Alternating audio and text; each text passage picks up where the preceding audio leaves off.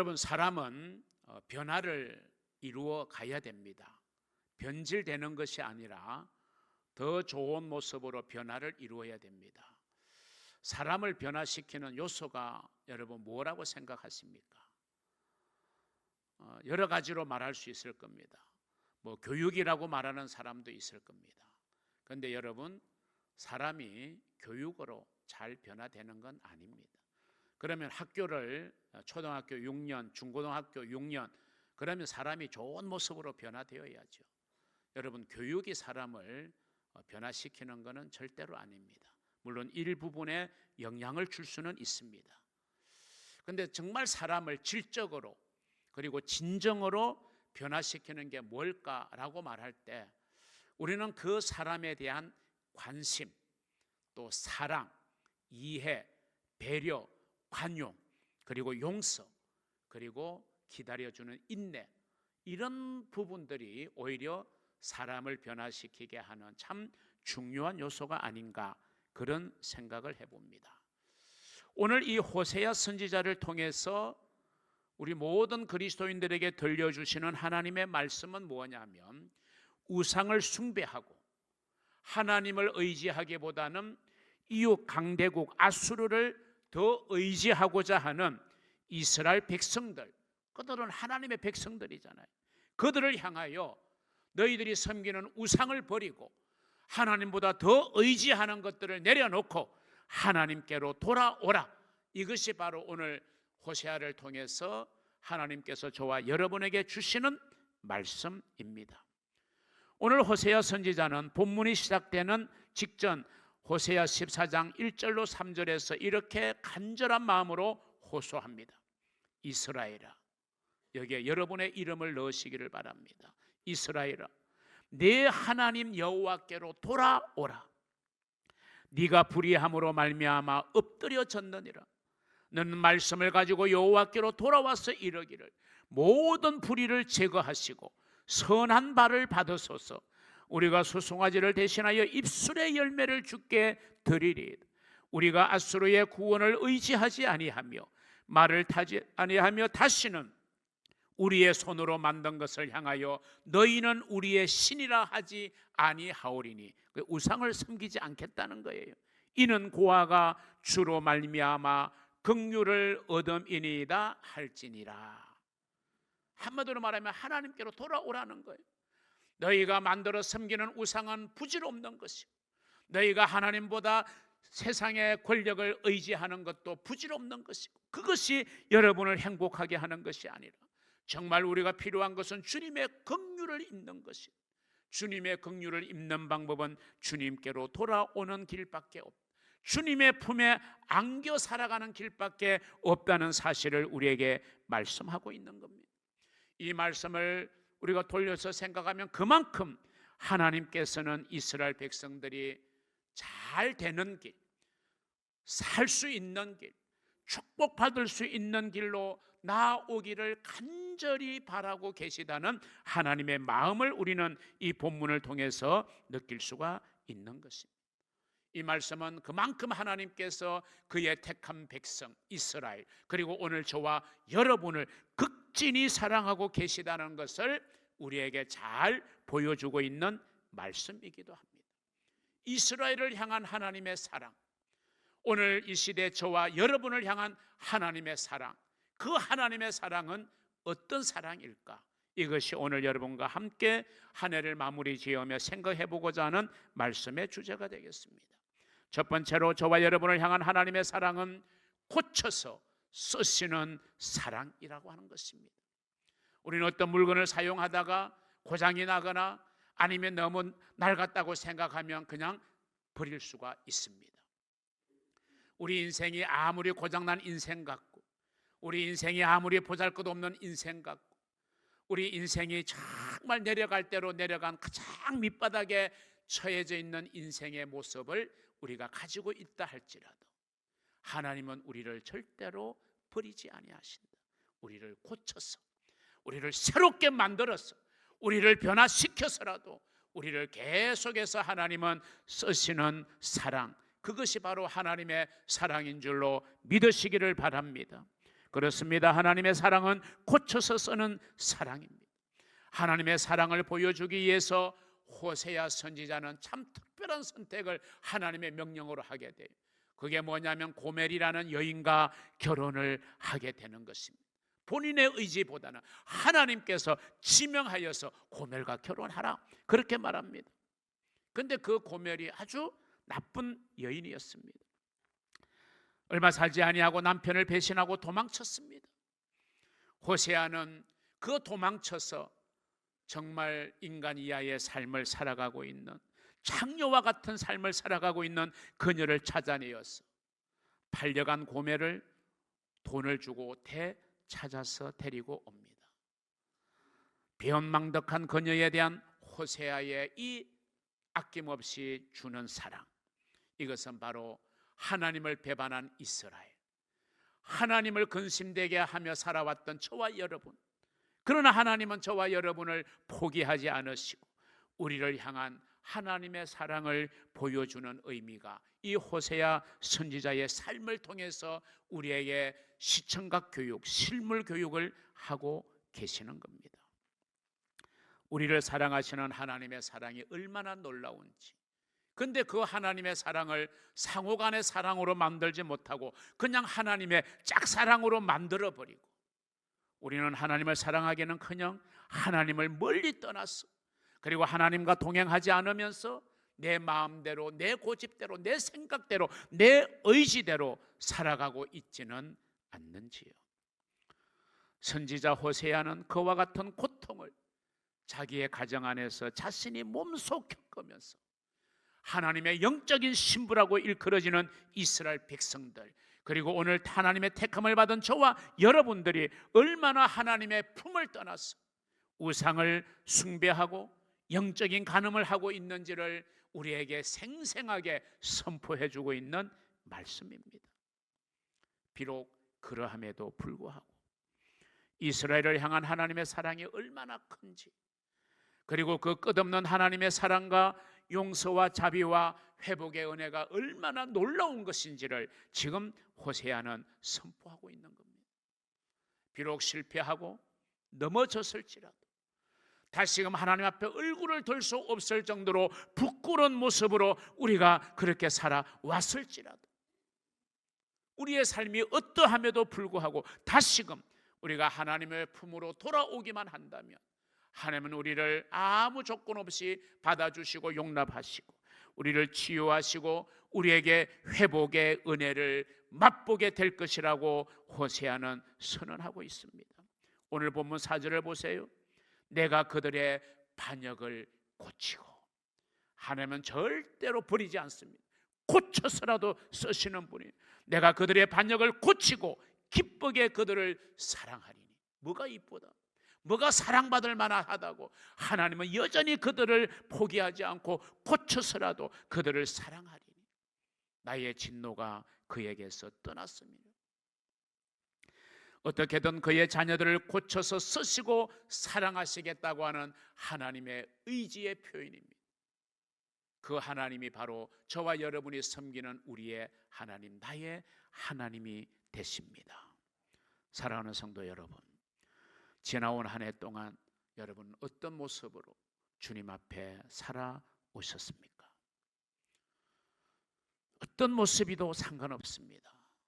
하나님께서는 있는 그대로 우리를 받아주시고 우리가 하나님께로 돌아가기만 하면, 하나님의 품에 안기기를 원하기만 하면 하나님은 그대로 우리를 받아주시고 우리를 고쳐서, 우리를 변화시켜서, 우리를 새롭게 하셔서 쓰시며 사랑하시겠다고 하는 이 하나님의 약속, 이 하나님의 말씀, 여러분 믿음으로 받으시기를 주의 이름으로 축원합니다. 하나님은 여러분을 있는 그대로 받아주시는 사랑, 그 사랑에 여러분 사랑의 품에 안기시기를 주의 이름으로 축원합니다.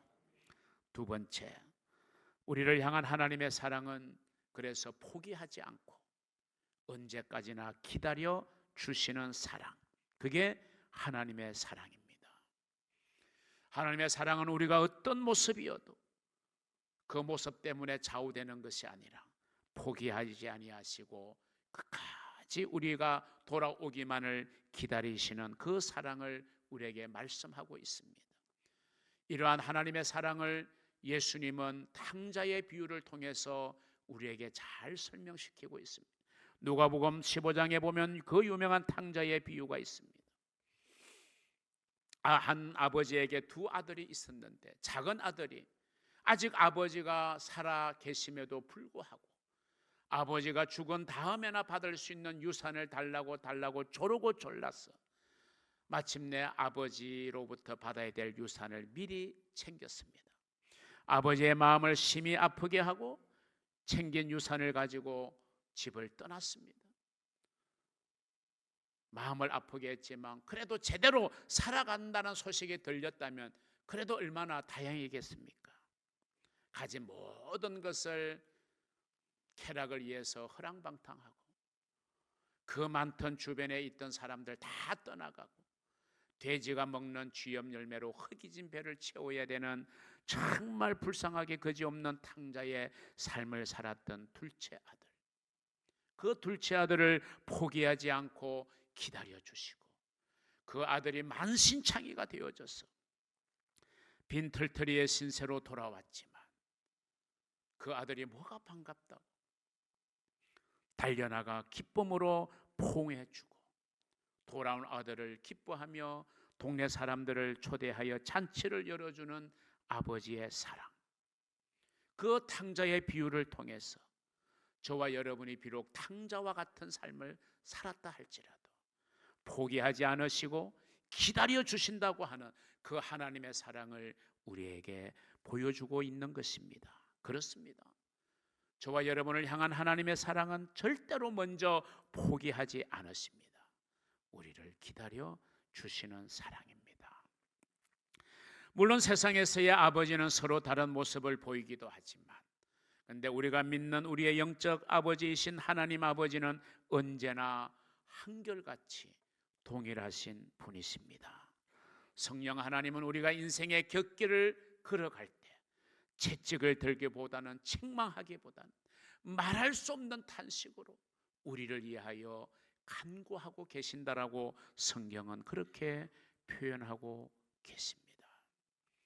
뿐만 아니라 하나님은 기다리시다가 어떤 때는 강제적으로 개입을 하셔서라도 수동적으로만 기다리시는 하나님의 사랑이 아니라 때로는 하나님이 주도적으로 창조적으로 우리에게 어떤 심한 고난과 어떤 절박한 순간을 통해서라도 우리로 하여금 깨닫고 하나님의 품으로 돌아오게 만드시기도 합니다. 그게 오늘 본문 4절에 보면 내가 그들의 반역을 고치고, 이거는 하나님의 능동적인 개입을 우리에게 생각하게 하는 말씀이잖아요. 고장이 난 인생, 정말 타락할 대로 타락한 인생을 새로운 존재로 하나님께서 개입하셔서 탈바꿈시키겠다고 하는 하나님의 창조적인 사랑을 우리에게 보여주고 있는 것입니다. 죄와 허물과 수많은 실수로 말미암아 금이 가고 깨어진 우리의 인간들, 세상을 살아가면서 여러 가지의 상처 투성이들, 그리고 세상의 가치관과 세상의 풍조와 향락을 쫓아서 만신창이가 되어진 우리, 그런 우리를 주님께서 외면하지 않으시고 사랑의 손길로 붙잡아 주시고 우리를 치료하여 주시고 우리를 회복시켜 주시고 우리를 새롭게 만들어 주시는 것을 믿으시기를 바랍니다. 그 하나님의 놀라운 사랑을 받아 누리시는 우리 복된 인우동 가족들이 되시기를 주님의 이름으로 축복합니다. 마지막 세 번째, 저와 여러분을 향한 하나님의 사랑은 이슬과 같은 은혜를 내려주시는 사랑입니다. 물론 하나님의 은혜가 소나기처럼 내릴 때도 있죠. 폭발적으로 하나님의 은혜가 막 우리에게 부어질 때도 있어요. 그러나 우리는 평상적으로 대부분의 경우에 보면 이슬과 같은 은혜, 잔잔한 은혜를 통해서 우리의 삶을 여기까지 이끌어 오신 줄로 믿으시기를 바랍니다. 오늘 본문에 보면 하나님은 이슬과 같은 은혜를 내려주시는 사랑의 하나님으로 묘사되고 있습니다. 오늘 본문 5절의 말씀을 보면 내가 이스라엘에게, 저와 여러분에게 이슬과 같으리니, 하나님이 이슬을 내려주시니 그가 백합화 같이 피겠고 얼마나 향기를 발하는 아름다운 백합화 같이, 네바논 백향목같이 뿌리가 박힐 것이요, 예루살렘 성전을 지었던 그 나무는 다 네바논 백향목으로 수원하여 지어진 나무, 쭉쭉 곱게 뻗어나는 백향목 같을 것이라고 우리에게 축복을 약속하고 있습니다. 누구에게? 회개하고 하나님의 품으로 돌아오는 자에게 이슬과 같은 은혜를 내려주셔서 그의 삶을 백합화같이 피어나게 하고 네바논 백향목같이 뿌리를 깊이 내리게 하실 것이라는 하나님의 축복의 약속 아닙니까? 강수량이 절대적으로 부족한 이스라엘이라고 하는 그 땅에서는요, 이 이슬이라고 하는 이 존재가 얼마나 소중한 존재인지를 우리는 잘 알게 됩니다. 이 이슬 때문에 이스라엘이라는 그 땅에 있는 모든 초목들이 살아간다고 해도 과언이 아닐 만큼 밤중에 조용히 스며드는 이슬은 모든 생명을 소생하게 하는 능력을 가지게 되는 것입니다. 하늘에서 내리는 이슬이 죽어가는 초목을 다시금 소생시키듯이 하나님께서 오늘 저와 여러분에게 이슬과 같은 은혜를 주시면 우리가 한 해를 살아가면서 영적으로 많이 메말라 있고 또 세상살이 속에서 또 사람들과 간의 관계성 속에서 상처받고 찢기고 상했던 마음, 이 모든 것들이 회복되는 은혜가 임하게 될 줄로 믿습니다. 그런 회복의 은혜를 체험하고 이 한 해를 잘 마무리하고 새로운 한 해를 힘있게 맞이하는 여러분 되시기를 주의 이름으로 축원합니다. 에스겔 골짜기에 마른 뼈와 같다 할지라도 그곳에 이슬과 같은 하나님의 은혜가 내리면 마른 뼈가 하나님의 군대가 되는 놀라운 역사가 일어나는 것입니다. 오늘 저와 여러분의 심령에 우리의 가정과 우리의 교회 공동체에 생기를 불어넣어 주시겠다고 하는 하나님의 축복의 약속, 그게 바로 이슬 같은 은혜를 우리에게 주신다는 겁니다. 그렇게 될 때 우리는 백합화 같이 피어나고 감람나무와 같게 되고 네바논의 백향목 같게 되고 푸른 잣나무 같게 되는 그런 놀라운 은혜, 그런 나무들이 자라서 울창한 나무의 그늘에서 많은 사람이 쉬어가듯이 이스라엘의 번영 그리고 택함받은 우리 그리스도인들의 번영을 통해서 많은 사람들이 안식을 누리게 될 것을 말씀해 주고 있는 소중한 축복의 말씀입니다. 이런 축복에 연결되는 하나의 조건, 다른 게 없습니다. 우리가 우상을 버려야 됩니다. 하나님보다 더 의지하는 것들을 우리는 과감하게 내려놓아야 됩니다. 그리고 하나님의 품에 안겨야 됩니다.